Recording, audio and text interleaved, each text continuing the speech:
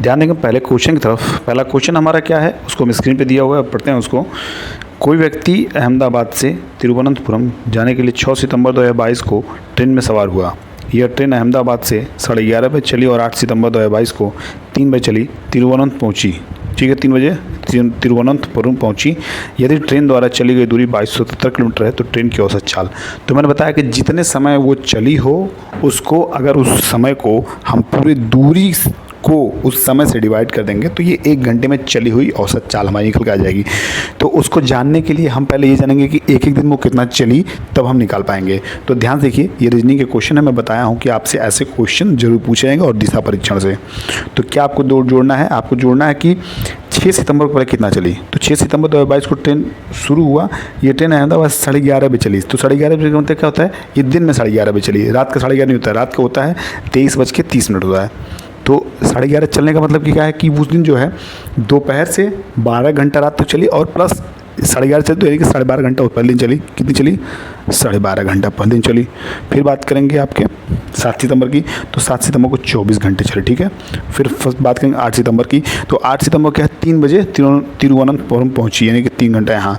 तो जोड़िए इसको, 12 और 3 15, यानी कि 15.5 घंटा यहाँ हो गया, और 15 और 24 यानी कि 39 घंटे 30 मिनट, जिसमें आप अगर 39 घंटे 30 मिनट को आप बटे में करते हैं तो 79/2 हो जाएगा। कितना हो जाएगा? 79/2, जिसको 79/2 आप कर सकते हैं। इतना कुछ अगर समझ गए हो तो इसको मैं कट करो, फिर से समझा रहा हूँ। तो 79/2, अब देखिए ध्यान से कि करना क्या है हमको कि पूरी दूरी हमारी 2277 दी हुई है। कितनी दी? 2277। इसको हम क्या करेंगे कि 79/2 जब भाग देंगे तो 2 जो हमारा ऊपर आ जाएगा, और जब इसको सॉल्व करेंगे तो सॉल्व करने के बाद जो आएगा वो बता रहा हूँ आपका क्या आएगा। देखिए फिर कट करके लिख रहा हूँ, आपका आएगा 57 पॉइंट, क्या जाएगा 57.9 किलोमीटर पर आवर। क्या जाएगा? 57.9 किलोमीटर पर आवर, जो आपकी बी वाला ऑप्शन दिया हुआ है। तो इसी तरह आपको क्वेश्चन करना है, बहुत घबराना नहीं है पेपर हॉल में। देखिए दूसरे क्वेश्चन से पहले मैं आपको बता दूं कि ये जो क्लास है आपका, ये 17 जनवरी 2023 का जो सीटेट का एग्जाम हुआ था उसके हम ईवीएस के पोर्शन को कवर कर रहे हैं। और जो भी इस क्लास को, अगर इस क्लास के स्पेशल क्वेश्चंस को देखने आए हैं तो जरूर क्लास के लास्ट तक बने रहिए, क्योंकि सारे क्वेश्चन जो हैं वो सीटेट की नज़र से इंपॉर्टेंट है। तो चलिए देखते हैं क्वेश्चंस को। और जो भी इस चैनल पे नए आए हों या पहली बार विजिट कर रहे हो तो वो चैनल को जरूर सब्सक्राइब करें। मैं देखा हूँ कि जैसे जो लोग चैनल नहीं सब्सक्राइब किए वो ज़्यादा संख्या में देख रहे हैं, तो प्लीज़ आपसे रिक्वेस्ट है कि प्लीज़ आप चैनल को जरूर सब्सक्राइब करें। वही हमारे लिए मोटिवेशन है, वही हमारे लिए एक प्राइज़ है, वही हमारे लिए सरप्राइज़ है। तो देखते हैं क्वेश्चन को। दिया कि दृष्टि दोष से ग्रसित विद्यार्थियों के लिए ब्रेल लिपि को शैक्षिक सामान के रूप में प्रयोग किया जाता है। ब्रेल लिपि आधारित है, अब देखिए किस पे आधारित है? डैश बिंदुओं पर। तो किस पे? 4, 6, 8 या 2, कितने बिंदुओं पर आधारित है? तो ये आधारित है आपका 6 बिंदुओं पे। किस पे है? 6। इसको एकदम जुबान पर रट लीजिएगा कि 6 बिंदुओं पर आधारित है। क्या? ब्रेल लिपि किस पे आधारित है? ब्रेल लिपि आपका 6 बिंदुओं पर आधारित है। किस पे है? ब्रेल लिपि 6 बिंदुओं पर आधारित है। इसको याद रखिएगा, रट्टा मार लीजिएगा। बात करेंगे तीसरे क्वेश्चन की, तो दिया कि बावड़ी का अर्थ है। क्या है? बावड़ी का अर्थ है। तो बावड़ी का क्या अर्थ है? देखिए ऑप्शन में आपके दिया है, क्या दिया है? ऑप्शन में आपके दिया है कि ये कुम की जगह कुआं हो जाएगा। क्या हो जाएगा? देखिए पहला ऑप्शन है यह कुआं हो जाएगा। क्या हो जाएगा? कुआं। वेल मतलब कुआं होता है, तो कुआं हो गया। दूसरा आपका ऑप्शन है सीढ़ीदार कुआं। तीसरा आपका है तालाब। चौथा आपका झरना। तो देखिए ध्यान से, जो सीढ़ीदार कुआं होता है वो बावड़ी का अर्थ जो होता है, यानी कि बावली, BAOLI अगर इंग्लिश की बात करें, और हिंदी की बात करें तो बावड़ी पढ़ते हैं। इसको प्रोनाउंसिएशन आपका बावली होगा लेकिन बावड़ी बोलते हैं। तो बावड़ी होता क्या है? सीढ़ीदार कुआं को कहते हैं। अगले क्वेश्चन की तरफ बढ़ेंगे। चौथा है क्वेश्चन हमारा, दिया कि वाष्पन के कारण शीतलन की प्रक्रिया तब धीमी होती है जब वायुमंडल में जल के खुले पृष्ठ का क्षेत्रफल। देखिए ये क्वेश्चन रिपीटेड है। क्या है? रिपीटेड क्वेश्चन है। मैं आपको बता रहा हूँ कि ज़्यादा से ज़्यादा क्वेश्चन रिपीटेड है, तो मेरा भरोसा करिए कि आप लोग अगर इस क्लास को देख ले रहे हैं तो ईवीएस के क्वेश्चन तो नहीं फंसेंगे, इतना मेरा 110% गारंटी है। तो प्लीज़ आप जितने से जितने भारी संख्या में आप ईवीएस क्वेश्चन, जितने लोग इस चैनल को देख सकते हैं, इस क्लास को देख सकते हैं, आपके लिए एनफ है। बहुत ज़्यादा पढ़ने की आवश्यकता नहीं है, आपके लिए क्वेश्चंस एनफ हैं। तो देखिए क्वेश्चन क्या करा, मैं कट करके फिर से बता रहा हूँ। दिया कि वाष्पन के कारण शीतलन की प्रक्रिया तब धीमी होती है जब वायुमंडल में जल के खुले पृष्ठ का क्षेत्रफल, ये आपका दिया क्या होता है कि बढ़ता है और वायु में नमी यानी कि अधिक होती है। ठीक है। बी आपका दिया है बढ़ता है और वायु में नमी कम होती है। सी आपका दिया है कि घटता है और वायु में नमी कम होती है। डी आपका दिया है कि घटता है और वायु में नमी अधिक होती है। तो देखिए मैं इसको सीधे प्रोसेस बता दूं, आप एकदम मतलब इसको जुबान पे एक जुबान रख लीजिएगा कि अगर जैसे वाष्पन एक प्रकार का वाष्पीकरण है जो तरल की सतह पर होता है, ठीक है, जिसे तरल गैसीय अवस्था में परिवर्तित हो जाता है और द्रव के सतह क्षेत्र में वृद्धि से वाष्पीकरण की दर बढ़ जाती है। क्या होती है? द्रव के सतह क्षेत्र में वृद्धि से वाष्पीकरण की दर बढ़ जाती है। ऐसा वायु में जल के अधिक संपर्क में आने के कारण होता है।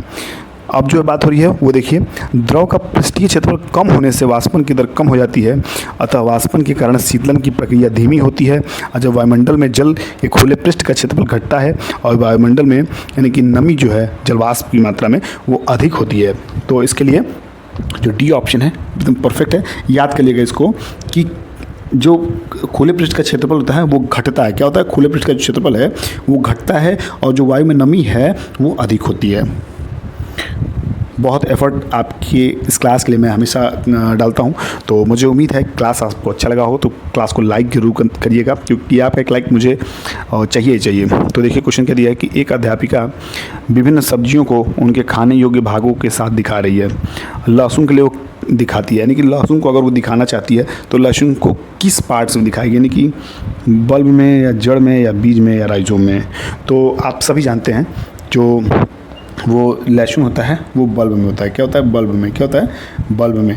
या देखिएगा लहसुन किसको खाने योग्य जो भाग उसको क्या कहते हैं? बल्ब कहते हैं। क्या कहते हैं? बल्ब।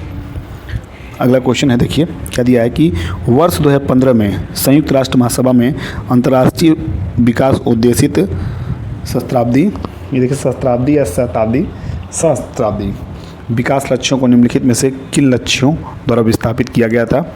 ऑप्शन ए आपका दिया है कि पर्यावरणीय विकास लक्ष्य, बी आपका दिया है कि लिंग समानता लक्ष्य, और सी आपका दिया है कि धारणीय विकास लक्ष्य, और डी आपका सामाजिक विकास लक्ष्य। तो देखिए क्या सही हो जाएगा। देखिए आप सभी लोग इस क्वेश्चन को देख रहे हैं और मुझे उम्मीद है जो तैयारी कर रहे हैं वो इसके आंसर मेरे क्वेश्चन बताने से पहले कर ले रहे होंगे। तो देखिए सी वाला ऑप्शन को धारणीय विकास लक्ष्य। क्या है? धारणीय विकास लक्ष्य। धारणीय विकास लक्ष्य। अगले क्वेश्चन की बात करेंगे जो 7वां नंबर क्वेश्चन है, और 7वां नंबर क्वेश्चन क्या कह रहा है कि निम्नलिखित में से किसके लिए पद यानी कि तेल प्रयुक्त होता है? क्या?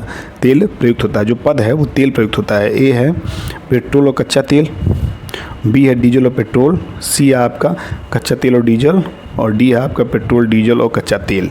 तो क्या सही हो जाएगा? जो देखिए अभी आप सभी जान रहे हैं कि जो डीजल और कच्चा तेल होता है वो हम तेल के लिए यूज़ करते हैं। क्या कहते हैं? जो ये पद है वो हम तेल के लिए यूज़ करते हैं। ठीक है, पेट्रोल डीजल और कच्चा तेल। मैं देखिए बात करूँ कच्चा तेल डीजल नहीं, पेट्रोल डीजल और कच्चा तेल, इनके तीनों जो है वो तेल के श्रेणी में आते हैं। किस में आते हैं? तेल के श्रेणी में आते हैं। अगले क्वेश्चन की बात करें तो अगला क्वेश्चन दिया है कि 8वां नंबर, निम्नलिखित में से भारत के संघ शासित प्रदेशों का युगल चुनिए। आपका ऑप्शन ए दिया हुआ है कि नागालैंड और अरुणाचल प्रदेश, बी आपका दिया है चंडीगढ़ और लक्षद्वीप। ठीक है, चंडीगढ़ और लक्षद्वीप हो जाएगा। ये देखिए थोड़ा सा मिस्टेक हो गया है एडिट में। सी आपका दिया है कि दिल्ली और उत्तराखंड, डी आपका दिया है लद्दाख और मिजोरम। तो इन सभी ऑप्शन के थ्रू अगर हम बात करेंगे तो देखिए क्या सही हो जाएगा। इन सभी ऑप्शंस को आप देख चुके होंगे, और देखने के बाद जो आपका संघ शासित प्रदेश है ये आप जानते हैं कि ये प्रश्न जो है रिपीटेड क्वेश्चन है, इसमें बहुत कुछ सोचने वाली बात नहीं है। तो इसको भी आप रिपीटेड की श्रेणी में रख लीजिएगा, क्योंकि क्वेश्चन कम से कम हमारे नज़र में 5वीं बार पूछी गई है जो मैं जान रहा हूँ। बात करूँगा 9वें क्वेश्चन की। दिया कि निम्नलिखित में से कौन सा या कौन से कथन जल विभाजक प्रबंधन के संदर्भ से सही होती हैं में सही हैं? ए आपका दिया है कि भूमिगत तथा सतही जल का संरक्षण, बी आपका दिया है व्यक्तिगत स्तर पर संभाला जा सकता है, सी आपका दिया योजना बनाने के लिए निधि कोष के आवंटन का निर्धारण, और डी आपका दिया है कि जल के संरक्षण हेतु जल विभाजक पॉलिसी का गठन करना है। तो देखिए इन सभी कथनों के आधार पे हमें ऑप्शन को चूज़ करना है। तो उन ऑप्शन को हमें बताना है जो ऑप्शन बोर्ड की तरफ से भी सही चुना गया था, इसका हमें विशेष ध्यान देना है। तो जो हमें विशेष ध्यान दिया गया है वो बी वाला ऑप्शन में, उसको एकदम भरपूर उस क्वेश्चन को देखते हुए इस ऑप्शन को टिक किया गया है। तो इस ऑप्शन में क्या दिया है कि ए, सी और डी, ए, सी और ए की बात करें और सी की बात करें और डी की, बाकी बी वाला जो आपका ऑप्शन है ये किसी तरह से भी इसके लिए सही नहीं है।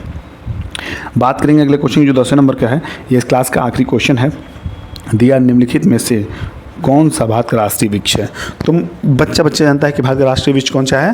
भारत का राष्ट्रीय वृक्ष बरगद का वृक्ष है। क्या है? बरगद का वृक्ष। क्या है? बरगद का वृक्ष। बनियान ट्री जिसको कहते हैं।